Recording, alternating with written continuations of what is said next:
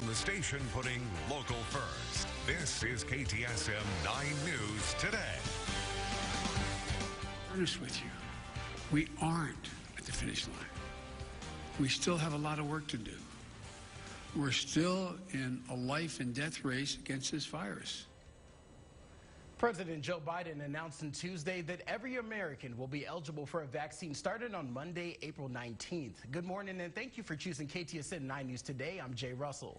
And I'm Andrea Chacon. President Biden's date of April 19th is 2 weeks earlier than the original date of May 1st. The president delivered remarks Tuesday at the White House shortly after visiting a vaccination site in Virginia.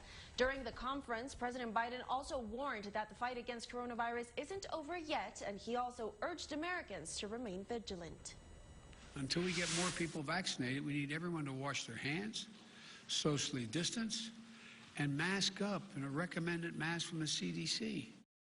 The president also said his administration is on pace to meet its second vaccination goal of administering 200 million doses in his first 100 days in office. And coming back home, UTEP will host a COVID vaccine event this Friday and Saturday for students, faculty, and staff. Students and staff will first need to complete a vaccination consent form and questionnaire. Now, those who complete it will then receive an email to schedule an appointment. University says no walk-ins will be allowed. For more information, head to KTSM.com. It's 5:02, and even though more Americans continue to get vaccinated against COVID, Dr. Anthony Fauci is warning the country is on the brink of another surge. Several of the states are pulling back on mask mandates. They're pulling back on restrictions on capacity for restaurants and bars. It is premature to declare a victory. Dr. Fauci adds that cases are down compared to a few months ago, but says new infections could easily swing upward. And now taking a look at the latest COVID-19 data for El Paso County, the El Paso Department of Health is reporting 184 new positive cases just today. Now, 9 new COVID-related deaths are also being reported. These deaths happen over a period of months as well. The death total now at 2,442. There are about 2,200 active cases in our community, and nearly 126,000 people are considered recovered from the virus. Now, looking at the local hospital data as of today, the area hospital capacity rate is 7.2%. 158 patients are hospitalized for the virus-related issues. It's an increase of 7 just from Tuesday, and 56 are in the ICU and 44 are on ventilators. And happening today, victims of the August 3rd mass shooting will be remembered by the Texas legislature. A memorial resolution in honor of the victims of the Cielo Vista Walmart shooting will be heard in the Texas Senate. According to a statement from the office of Senator Cesar Blanco, the resolution will also be filed in the Texas House of Representatives. You can watch live online at 10 in the morning Mountain Time on KTSM.com. State testing is expected to resume today after the first day of testing for children across Texas did not go as planned. The STAR test was suspended for thousands of students Tuesday due to widespread technical issues. Students were being kicked out of the test or experienced slow response times from the site. Educators say they need the test results for a more accurate look at where children have fallen behind academically because of the pandemic. Again, testing is expected to resume today.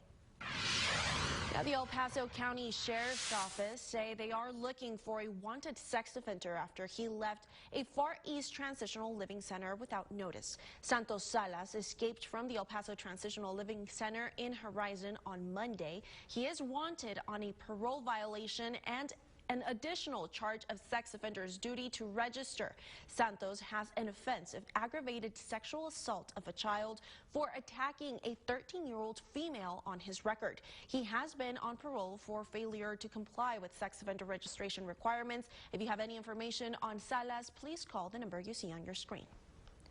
Now, with less sellers on the market but more buyers, El Paso's housing market is not able to meet the demand. KTSM 9 News reporter Carla Draxler is live in central El Paso with how the housing market has changed in El Paso during the pandemic. Good morning, Carla. Good morning, Andrea. Well, I talked to one of the real estate agents here in El Paso. She's been in the business for almost 30 years, and she tells me that she has actually never seen anything like this. And she took me to one of the houses that was recently sold and told me that a day after it was put on the market, they got over 10 offers that day. And Jennifer Strovieska is a realtor with Century 21 The Edge, says last spring, many sellers took their houses off the market due to the pandemic. That same summer, the numbers slightly recovered, but not enough. She says due to lack of listings, buyers usually have to offer more than the listed price in order to win. We watch the rest of the state and we think, oh, wouldn't it be nice to have that crazy market like Austin? And now we have it, and it's just unreal. She advises if you're looking to sell a house, now is the right time. And coming up in the next half hour, find out what the procedure is for viewing and closing during the pandemic. Reporting live in Central El Paso, I'm Carla Draxler. Back to you. Thank you, Carla. It's 5:06 right now. Now, Selena and I were talking behind the scenes, and we're talking about this drought that's going on in the borderland right now. Selena, are we going to see any moisture coming into our system anytime this week? I wish I could say yes, Jay, but we're going to continue to see a lot of that drier weather stick with us. The good news is for today, we're not expecting to see any strong wind speeds. Staying a little breezy in some areas. El Paso, about 10 miles per hour, 8 in Las Cruces, 7 in Deming and in Silver City. But as for these temperatures, we're at 60 degrees right now, and that's pretty high for us, especially during these morning hours. 60 degrees in Juarez, 52 in Las Cruces, and 46 in Deming. Your out-the-door forecast showing that we're going to see a pretty slow warm-up into today, but we should be nearing the 70s as early as 10 o'clock this morning.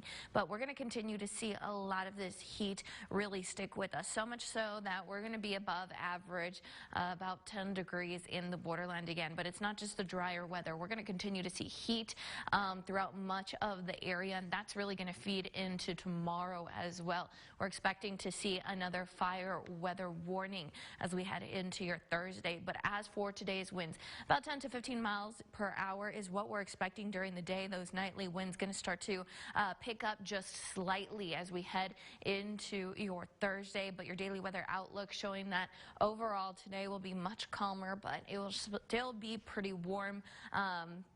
The good news is we're going to be closer to average than we are going to be to record highs, which we haven't seen at least in the last few days. Now I'll have more details on what else you can expect for today and this afternoon coming up in your full forecast.